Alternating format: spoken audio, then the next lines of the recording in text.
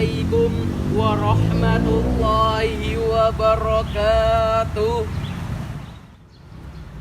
Alhamdulillahi rabbil alamin. Wassalatu wassalamu ala sayyidina Muhammadin wa ala alihi wa sahbihi ajmain, amma ba'd. Hadirin yang dirahmati oleh Allah Subhanahu wa ta'ala, salah satu dampak negatif dari reformasi adalah memudarnya semangat nasionalisme yang sering kita kenal dengan as-su'ubiyah dan kecintaan pada negara yang sangat berlebihan. Perbedaan pendapat antar golongan dan ketidaksetujuan terhadap kebijakan pemerintah ini seringkali dibenturkan dengan isu politik dan demokratis yang ujung-ujungnya hadirin dapat menimbulkan gesekan antara pemerintah dan rakyat yang dibingkai dalam anarkisme, separatisme, ideologisme. Bahkan hadirin, isu SYARA saat ini sudah menjadi perbincangan sehari-hari. Semangat membela negara seolah-olah memudarnya di tengah-tengah munculnya ideologi transnasional yang berbaju agama, berbaju bangsa, berbaju suku. Padahal di sisi lain hadirin, semangat membela negara dapat digolongkan sebagai salah satu konteks jihad fisabilillah. Lalu hadirin, bagaimanakah sesungguhnya Al-Quran menjadi kitab yang terpuji dan teruji bagi umat Islam? Membingkai aksi bela negara dalam perwujudan cinta tanah air, cinta bangsa, dan cinta negara. Untuk itu, izinkan kami untuk membedah suatu konsep bela negara ini dengan tataran bela negara dalam perspektif Al-Quran. Hadirin yang dirahmati oleh Allah Subhanahu wa ta'ala, Allah Subhanahu wa ta'ala telah menggambarkan secara jelas di dalam Al-Quran surat Ibrahim ayat 35. A'udzubillahi minasyaitonirrajim. Bismillahirrahmanirrahim. Wa iz qala Ibrahimu rabbi ja'al hadzal balada aminan wajnubni wa banni an na'budal asnam. Shadaqallahul azim. Wa iz qala Ibrahim, dan ingatlah ketika Ibrahim bermunajah kepada Allah, Rabbi. Pada saat itu Ibrahim meminta kepada Allah, ij'al hazal balada, jadikanlah negeri ini aminan, negeri yang aman, aman dari peperangan, aman dari permusuhan, bahkan aman dari mara bahaya. Wajnubni wabanni, dan jauhkanlah kami, orang tua kami, saudara-saudara kami, tetangga-tetangga kami, an-na'budal asnam, dari penyembahan-penyembahan berhala. Hadirin yang dirahmati oleh Allah Subhanahu wa ta'ala, seperti yang sudah kita ketahui bahwa penyembahan pada masa Ibrahim yaitu berupa patung. Tetapi pada saat ini hadirin, berhala tersebut sudah menjadi beranak minang, yaitu seperti berhala kekayaan, berhala kecantikan, bahkan berhala kegagahan, maupun berhala yang dapat membuat manusia berpaling dari Allah Subhanahu wa ta'ala. Hadirin yang dirahmati oleh Allah Subhanahu wa ta'ala, kata balad atau baldatan sebagaimana disebutkan di dalam Al-Quran surat Ibrahim tersebut, dari segala derivasinya, menurut Muhammad Fuad Abdul Baki di dalam Al-Mu'jam Al-Mufarrasil Al-Faz Al-Quran cetakan Darul Fikri, Beirut halaman 135 yang terulang sebanyak 19 kali. Jumlah ini hadirin menggambarkan kuantitas kata balada yang artinya ialah negara-negara yang sering disebutkan di dalam Al-Quran. Sedangkan menurut tafsiran yang lain, menurut Ibnu Faris di dalam Al-Mu'jam Al-Muqayyis Al-Lughah cetakan Daruliyah Al-Lughah, Beirut halaman 136 sampai 137 yang mengatakan kata baldah yang artinya ialah dada. Hadirin, jika disebut dari wadoat an-naqoh baldataha bil ard ayyi sodoro yang artinya ialah unta tersebut meletakkan dadanya di tanah.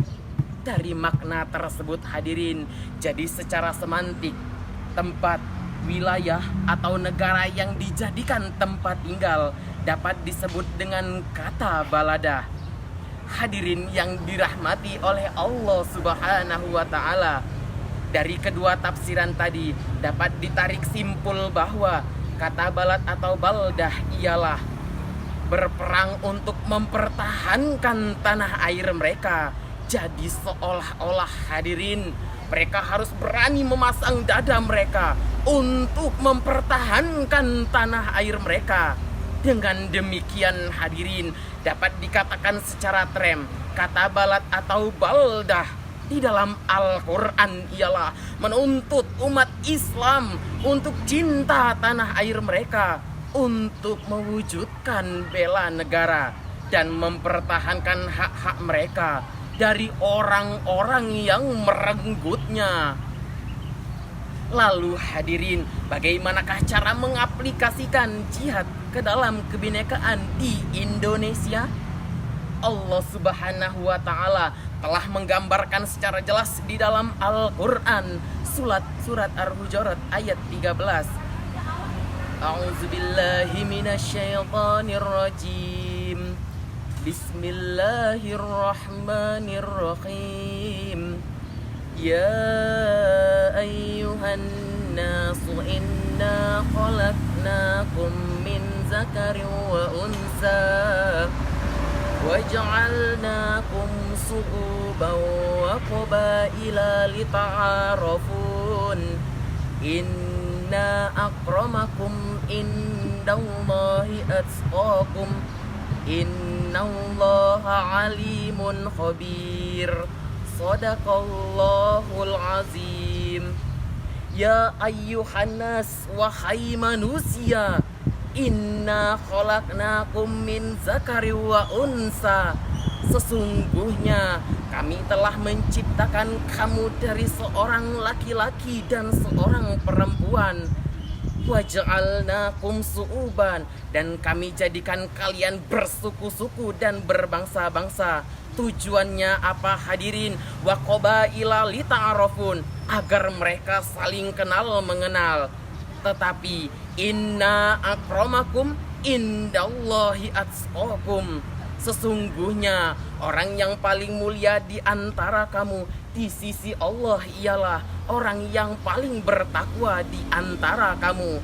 Innallaha alimun khabir. Sesungguhnya Allah maha mengetahui lagi maha mengenal. Hadirin yang dirahmati oleh Allah Subhanahu wa Ta'ala, Ibnu Khaldun berpendapat bahwa su'uban yang artinya ialah bangsa yang tersusun atas unsur-unsur persamaan yang timbul karena adanya rasa kebersamaan di dalam kelompok yang lahir secara alamiah. Istilah asabiyah hadirin timbul karena adanya rasa kasih seseorang tersebut terhadap golongannya, dan rasa kasih seseorang tersebut ditraktualisasikan ke dalam rasa senasib sepenangguhan, harga diri, kerjasama. Maka dari itulah hadirin yang dapat dikatakan dengan persatuan Indonesia. Maka dari itu hadirin dapat disimpulkan bahwa bela negara adalah keniscayaan di dalam bingkai Bhinneka Tunggal Ika. aksi bela negara diwujudkan karena adanya persatuan Indonesia. Terlebih lagi hadirin, kita saat ini sedang berada di dalam ujian Allah, yaitu diturunkannya virus COVID-19 ini.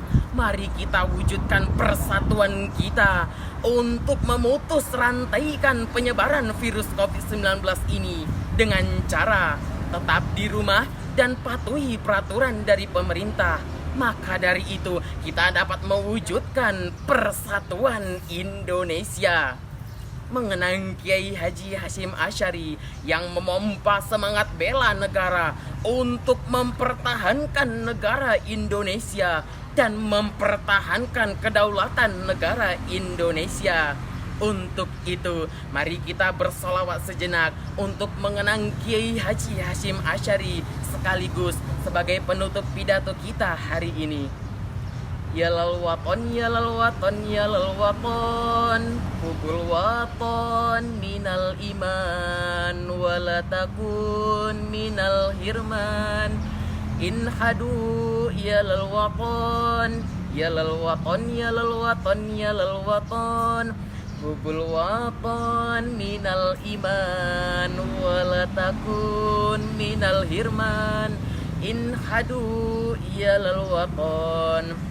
Indonesia negeriku, engkau panji martabatku.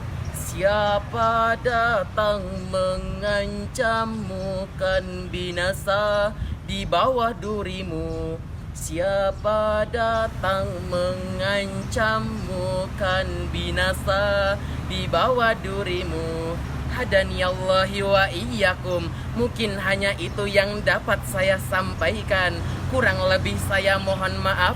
Saya akhiri. Billahi taufik wal hidayah. Wassalamualaikum warahmatullahi wabarakatuh.